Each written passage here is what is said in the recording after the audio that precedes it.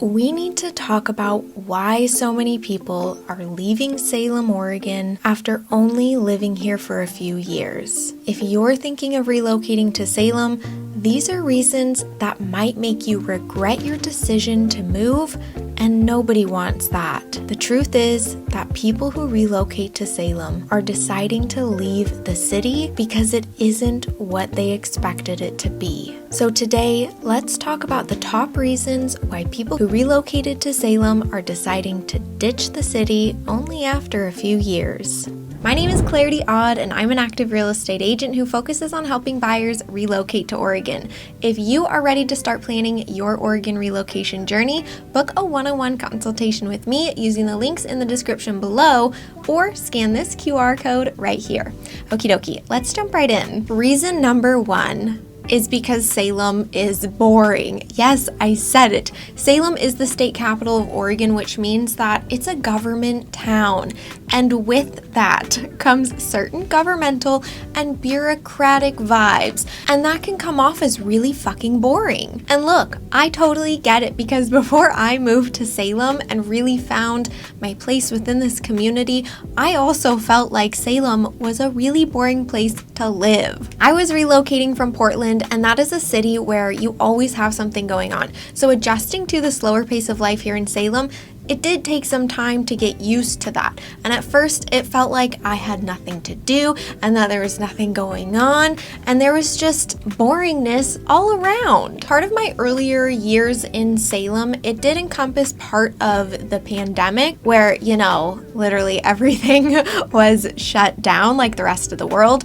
But it wasn't until more recently that I really found my groove in Salem, and I felt like I got the city and it wasn't so boring because I understood it. I knew where to look for events, and I understood the city better, which made it easier to integrate myself and figure out what I should be doing with my day. Now, there are a lot of governmental people in Salem.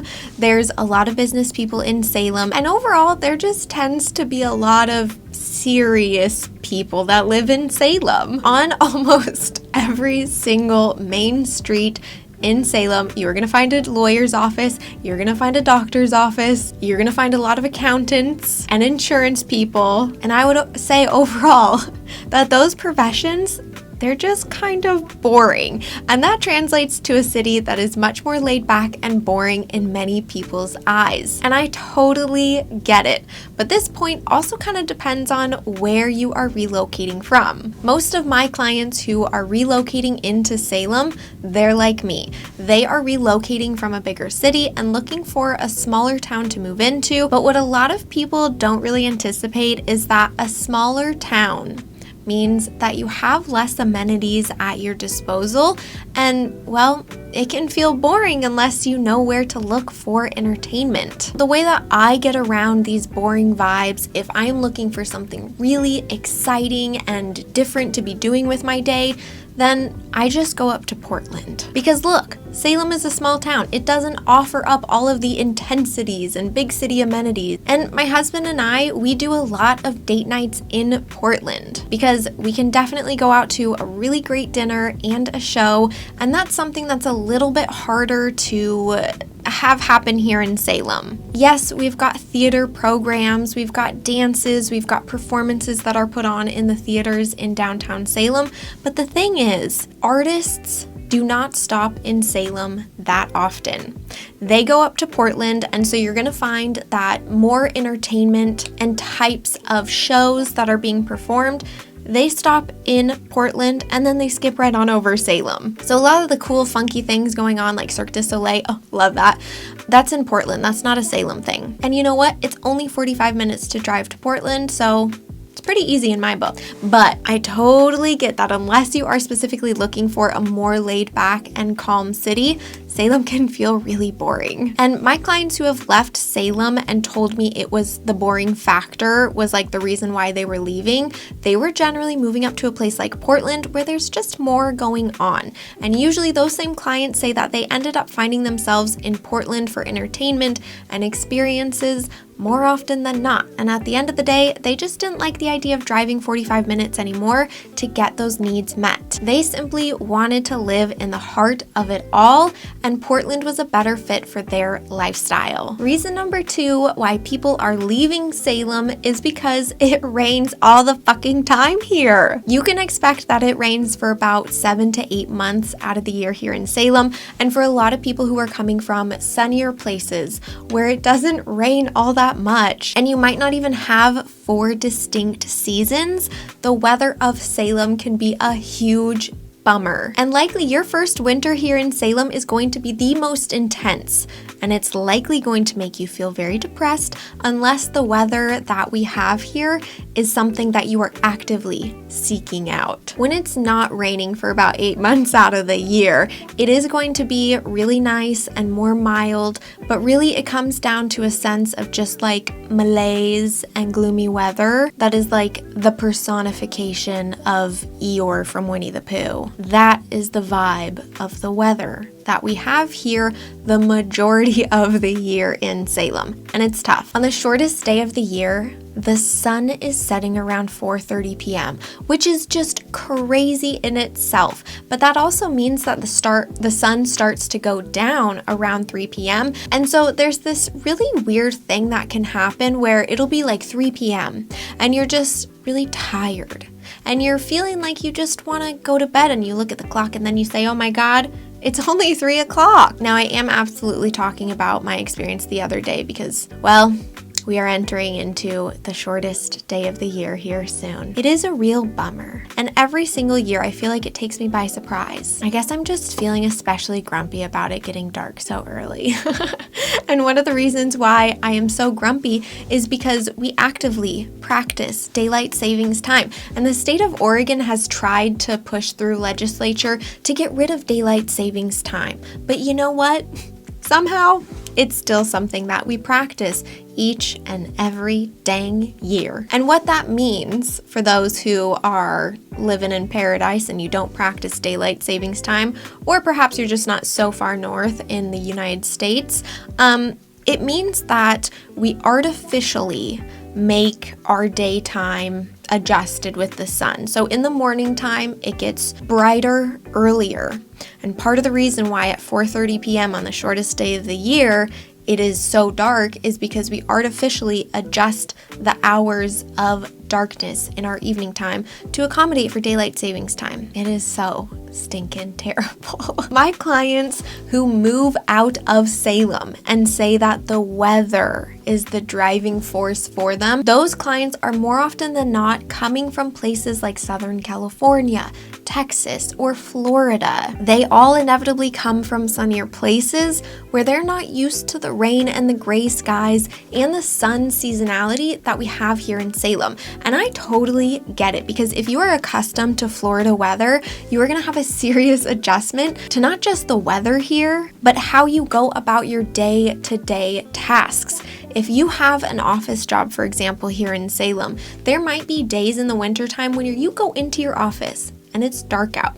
And then, 5 p.m. rolls around, you're going out of your office to drive home, and it's dark too. So it's very plausible that there are days where you don't even see the sun. And that can be really torturous if you're not prepared for that. The next reason why people are deciding to leave Salem is because of the higher cost of living. Now, this is totally relative based upon where you are relocating from, but I have found that my clients who are purchasing houses here in Salem and decide to leave a few years later, when they are telling me it is very specifically about the cost of living, they are usually wanting to move back to their original hometown where there was a lower cost of living to begin with. Oregon and Salem are expensive places to live, and it's especially expensive if you are buying real estate here in Salem if you are coming from a lower cost of living state. The gas prices are also going to be more expensive here than a lower cost of living state. Groceries are going to be more expensive here.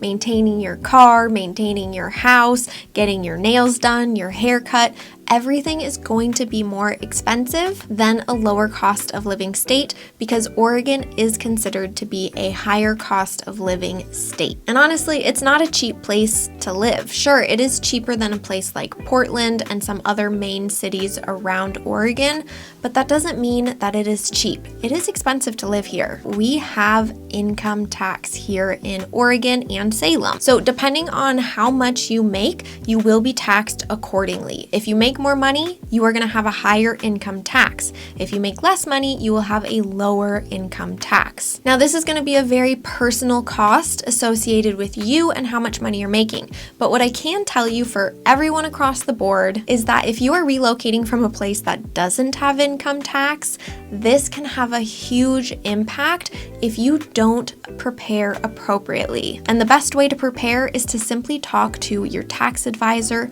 your CPA, whoever handles your taxes. Have a conversation about how those taxes will be impacting you when you relocate to Salem. At the end of the day, it is not cheap to move here to Oregon.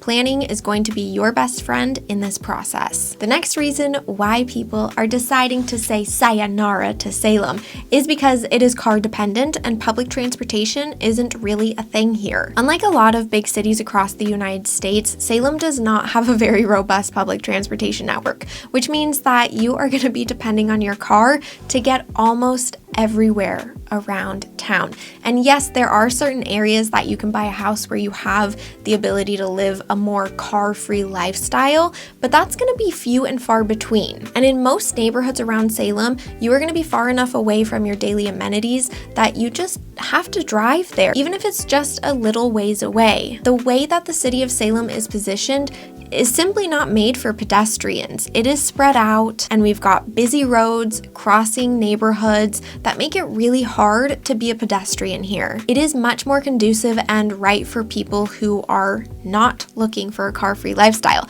Now, if you are accustomed to driving your car to do your errands and get your daily needs met, then no big deal, right? But if you're expecting to ride your bicycle or take the bus, or you want to take the subway or light rail or trolley system, we don't even have that available here. Yes, we have a public bus system, but in my opinion, it's not robust enough to call it a dependable way to get anywhere and everywhere in the city that you might need to go. And yeah, you can walk around town and in your neighborhood, but the way that the city is laid out isn't really conducive for pedestrians. We have more bike lanes that the city is putting in, which I think is really great.